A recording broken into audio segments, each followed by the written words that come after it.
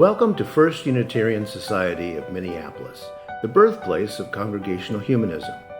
We carry on that tradition of free thought today, dedicated to promoting a free search for truth, meaning, and justice.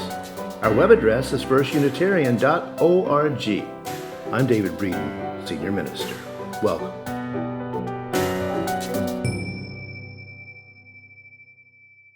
Last week I talked about the long struggle for justice here in the United States. The progressive agenda, if you will, has never been, and I dare say never will be achieved. The struggle for justice, however, never stops, though sometimes we ourselves do need to stop for a little holiday. We sometimes need to stop, take a breath, and say, ah, to life. Yum. Our summer theme, as I said earlier, is long light of summer, finding rest, wonder, and joy. And that's what I want to talk about today, finding rest, wonder, and joy despite it all. It's not that those of us who identify as progressives and humanists don't like most American things like baseball, Chevrolet, and apple pie. As long as the Chevy is electric and the apple pie is organic, we're fine with it. And we do enjoy, too, rest, wonder, and joy from what the philosopher John Dewey called the familiar furniture of the mind. That's what we want to rearrange right now. John Dewey was one of the signers of the first Humanist Manifesto back in 1933. Now, most people know a little something about Dewey because of his theories of education. Like the nowadays more famous Maria Montessori, Dewey was what's known as a constructivist. Constructivism is a really complex idea that boils down to a fairly simple formula. Maria Montessori, I think, put it best: the mind remembers what the hand does. The mind remembers what the hand does. The central claim of constructivism is that we human beings construct our thoughts by taking action in the world with our fellow human beings, interacting. Constructivism can be used in ways way outside of the classroom, learning to play a musical instrument, learning to drive, learning to cook. All of those things are learning by doing. No, you don't get to watch a YouTube video and then go out and swim. Dewey even considered democracy a constructivist activity, and that's what I want to get at a little bit today. He wrote this about democracy in 1916, quote, "A democracy is more than a form of government. It is primarily a mode of associated living, of conjoint communicated experience." So, a mode of associated living, association, of conjoint communicated experience. We're talking with each other. Sure, constructivist philosophy does get a little bit complex, but what to do in order to do it is not complex. We do democracy, and we do it by living in association with others and communicating our experiences with each other, and in this way, we co-create reality. That's Dewey's big point. By living in association with each other, we jointly create our reality. Now, notice that I can rewrite those words from Dewey if I want to talk about religion. Humanism is more than a form of religion. It is primarily a mode of associated living, of conjoint communicated experience. Your religion or your philosophy, if religion doesn't sit comfortably with you as a word, it's something that you do. It's something we do. We associate and we communicate. That's how we join in community and jointly work to see reality and how we can change our collective reality together. John Dewey believed that what each of us experiences as reality is co-constructed. It's one of his claims. And he wrote a book titled Art as Experience. I don't recommend reading it because it's almost unreadable. Dewey was not a brilliant prose writer. But yes, art is the experience that we create by doing and looking at and experiencing art. It's experience all the way down for John Dewey. When we realize that we are constructing our reality every moment of every day, we also realize that the quality of our experiences are also constructed. We can be anxiety-filled, that's one way to do it, or we can relax. Now, to examine this idea, take an extreme example. Think about mass murderers for a moment. When we examine the motivation of mass killers, their philosophy, if you will, we discover that what they hate and how they go about deciding on their actions have a lot to do with co-created realities. They don't make it up on their own. Nowadays, most of those co-created hate-filled realities are online. But that's merely a crime of convenience, if you will, a hate of convenience, if you will, plucked from the anxiety-fueled hateful realities communicated by others. When you stop to think about it, mass hate is a product of mass communication. Mass hate is a co-created reality. You have to buy into it for the hate to grow. I'm going to use simple examples today because it's a holiday weekend. Adolf Hitler was a product of the radio's effects on mass populations. He was able to co-create hate with hundreds of millions of people through the medium of radio.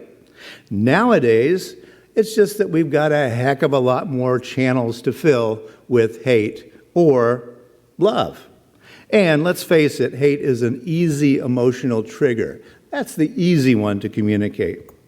In the face of the too easy creation of hate, our collective job is to co-create love and peace and try to counteract the hate.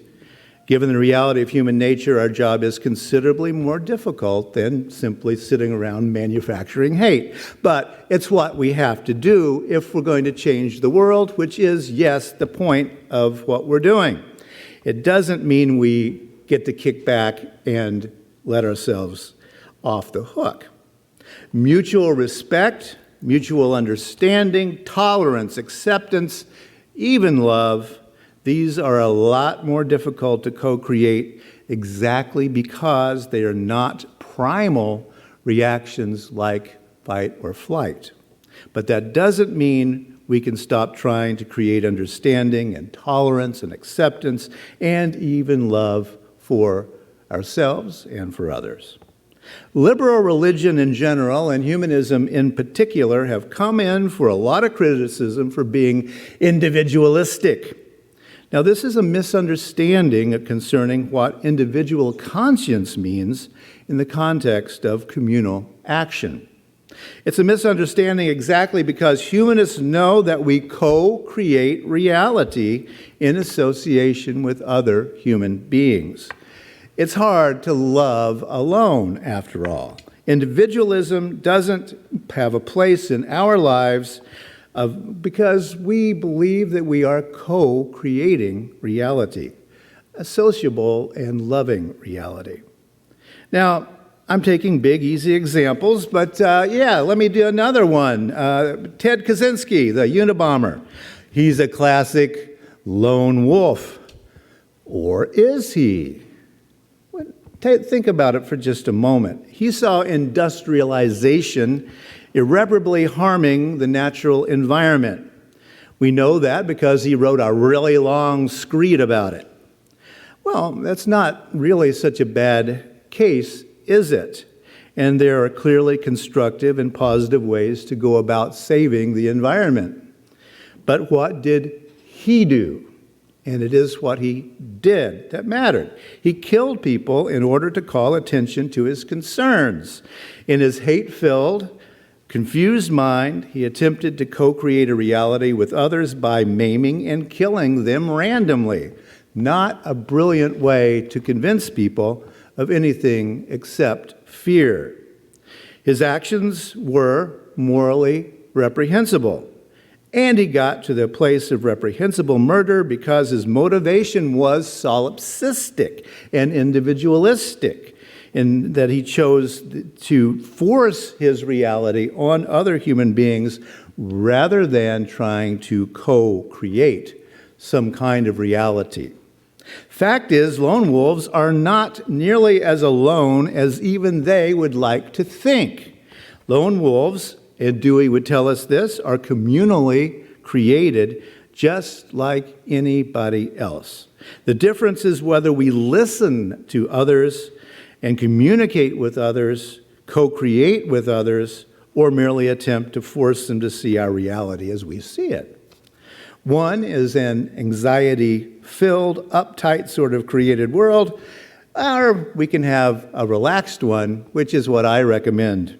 John Dewey was correct about that co-creation constructivist thing. The question then is what sort of living and conjoint communication we choose to sustain us.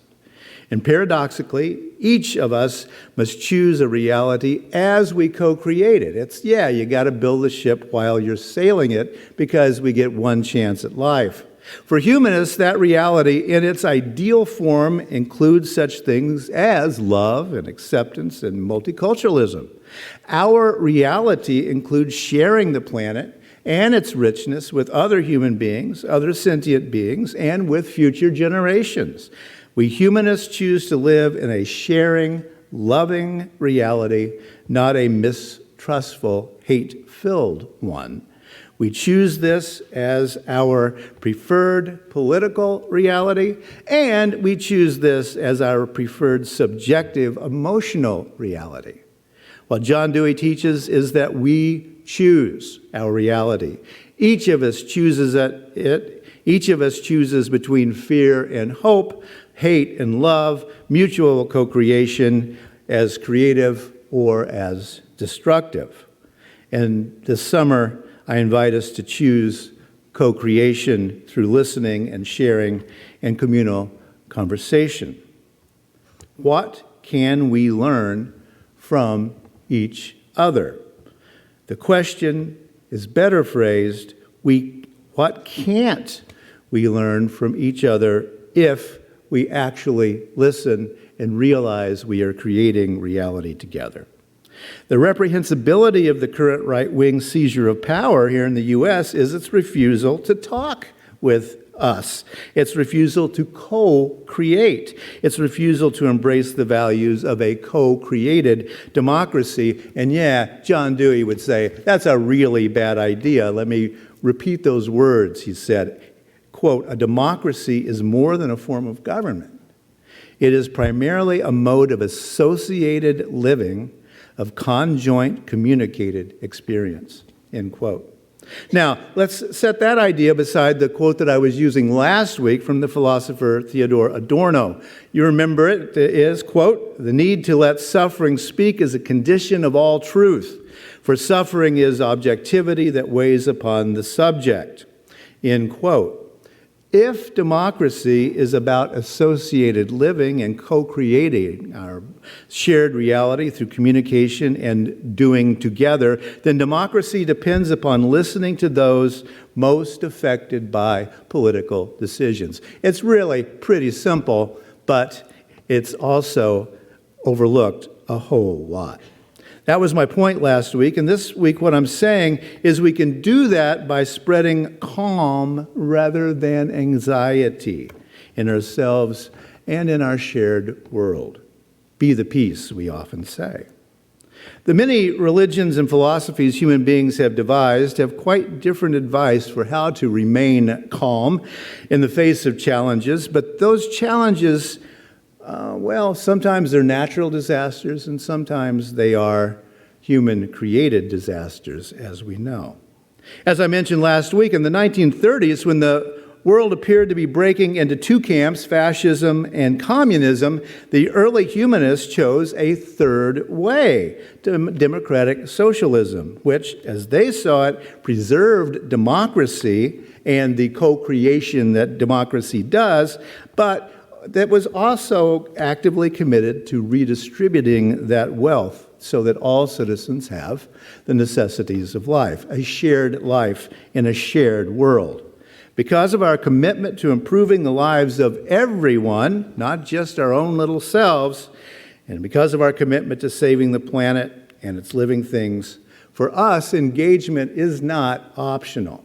And that can get awfully tiring sometimes. Commitment to high moral purpose and engaged citizenship are not optional. We know that. Basic to humanism is that a good life is one of purpose. We accept the work that it takes to make a shared reality after the image we believe reality should be shaped as. How do we pursue justice while staying grounded and calm is the question. Because it's awfully hard to watch those screens of various sorts and see what's going on just now. One way I think about it is to distinguish between, in my mind anyway, a good mood and a good life. A good mood and a good life. There's quite a difference between those two things. A mood is a very paltry and passing thing. As I've mentioned before, I suffer from clinical depression, have most of my life. So my moods are not entirely in my control. I know that. I can be depressed on a beautiful sunny day when everything's going fine because it's the chemicals in my brain. Those are moods. Those change and pass and change again, just like the weather. Sure, it's more comfortable to be in a good mood. Yeah, I'd take that any day over a bad mood. But like the weather, mood is always variable and ephemeral. A good life, to the contrary, is sustained, and it's a sustained sort of co-creation. As you know, I like reading the Stoic philosophers for my inspiration. Marcus Aurelius, the Roman emperor, has this to say about that. Meditate, he says. Meditate. The intelligence by nature is content when it is acting justly, he says. This is tranquility.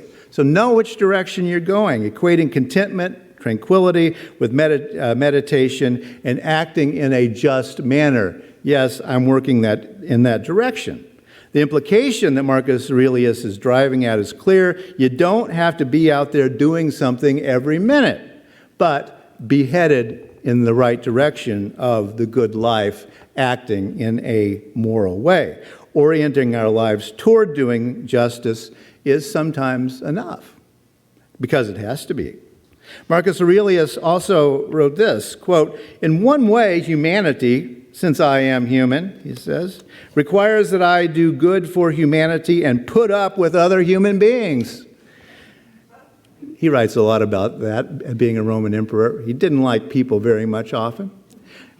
We all know that he's saying something profound there. Doing good is sometimes a lot easier than putting up with other human beings. But he goes on to write this, quote, "But because some people make themselves obstacles to my acting ethically, I sometimes grow weary and unobservant of humanity, as if people were the sun, the wind, or wild animals. Sure, these can get in the way," he writes, "but they can't change my dedication to purpose, since I can adapt and stay focused." End quote. So being human requires that we do good for humanity. Yes, I wouldn't disagree with the emperor on that particular point. Being human also requires that I put up with other human beings. And no, I won't disagree with the emperor on that one either. And yes, because some people are obstacles to what I see as ethical action, sometimes I see other human beings as merely there, like the weather, not as my fellow human beings. That's always a mistake. He goes on to write, quote, "The mind is capable of shifting and changing, making every stop a go. By so doing, every obstacle makes the way clearer. Every roadblock clears the road." End quote. Now, these lines are often oversimplified, translated as the obstacle is the way. Marcus Aurelius didn't actually write the obstacle is the way, but he did write every roadblock clears the road. Every roadblock clears the road. A fairly good thing to think about when we have a summer of pretty well losing a lot as progressives. When others get in the way of what each of us considers to be ethical action, we can learn from that opposition and we can find a way forward in love, acceptance, and in calm. On this 4th of July holiday, when we commemorate the American War of Independence, we do well to remember that from the beginning, most citizens of this nation have not been asked, as John Dewey would put it, to co-create the reality of the United States. As Theodore Adorno put it, suffering was not allowed to speak. As progressives, we are committed to doing something about that every day. We are also committed to exploring and living the good life, one of rest, wonder, and joy. Despite it all, we can create a reality of rest and wonder and joy as well, here among ourselves and in the larger world. When I teach future chaplains who are going to be going into some very ugly situations in hospitals, I teach an old truism of hospital emergency rooms. It's very simple. Calm is contagious. Calm is contagious. We as chaplains, we don't have to cut anybody, stick anybody. We don't do anything except go in there and be calm in a place where a lot of uncalm activity is going on. But calm is contagious. And this summer and always, may we be the calm. May we co-create a reality of calmness, and may that calm be contagious.